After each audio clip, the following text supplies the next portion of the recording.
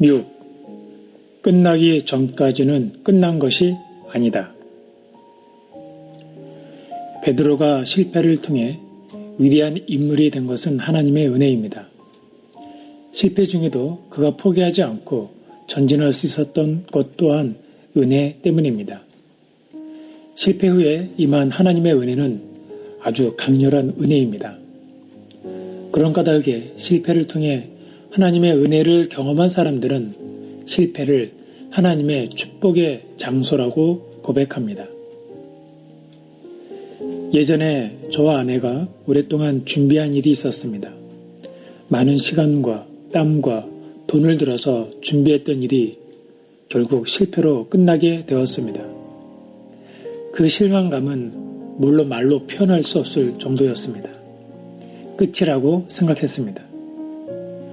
그때 저희들이 했던 결정은 요세미티 공원으로 바람을 쐬러 가는 것이었습니다. 도저히 실패로 인한 좌절감 때문에 가만히 있을 수가 없었습니다. 저희는 요세미티를 다녀오는 내내 차 안에서 많은 이야기를 나누었습니다. 그리고 하나님께서 만들어 놓으신 아름다운 자연을 바라보니 점점 내 안에 있던 실패의 고통이 녹아내려 가고 있었습니다.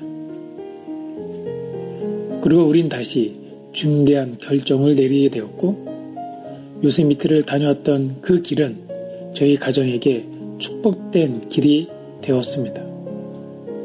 지금에서 돌아보면 그때 그곳에서 실패를 맛보지 못했다면 지금의 축복을 경험하지 못했던 것입니다. 예수님이 돌아가신 십자가는 추한 실패의 장소처럼 보입니다.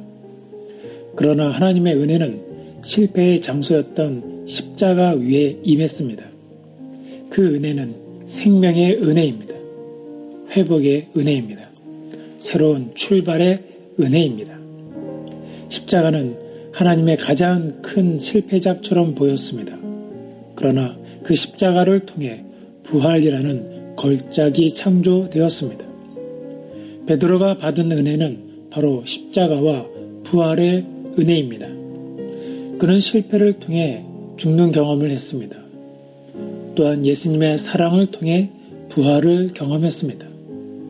자신의 최고의 실패 경험을 통해 최고의 걸작을 만들어 가시는 하나님의 은혜를 경험했습니다.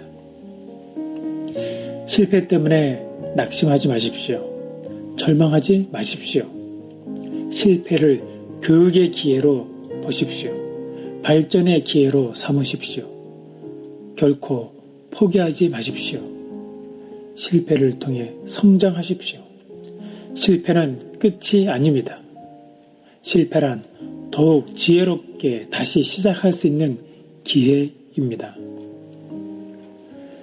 야구 경기 중계를 보다 보면은 해설자들이 뉴욕 양키스의 전설적 포수 요기 베라의 말을 인용하곤 합니다. 그 포수가 끝나기 전까지는 끝난 것이 아니다 라고 말했습니다. 맞습니다. 패색이 짙었던 게임도 마지막 9회 투아웃에서 역전하는 경기를 종종 보게 됩니다. 그래서 끝날 때까지 포기하면 안 된다고 말합니다. 이 말은 우리 인생에도 적용이 됩니다. 끝나기 전까지는 끝난 것이 아닙니다. 인생의 역전은 어느 한순간에 갑자기 일어납니다. 그때 우리는 그 순간을 포착해야 합니다.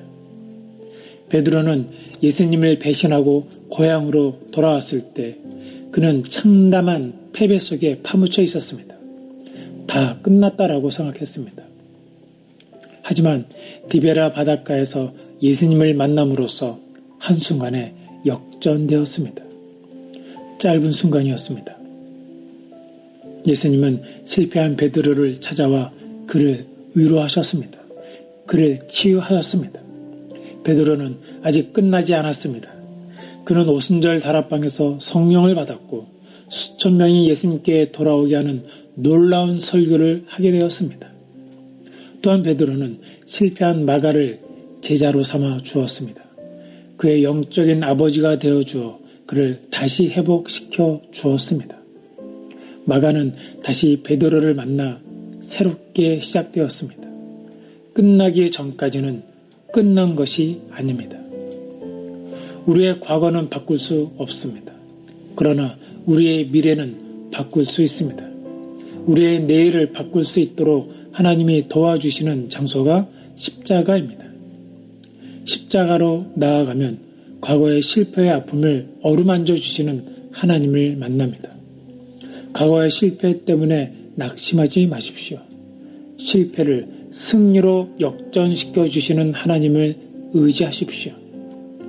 하나님의 은혜를 힘입어 실패의 장소가 축복의 장소로 바꾸어지기를 바랍니다. 여러분 잊지 마십시오. 끝나기 전까지 끝난 것이 아닙니다.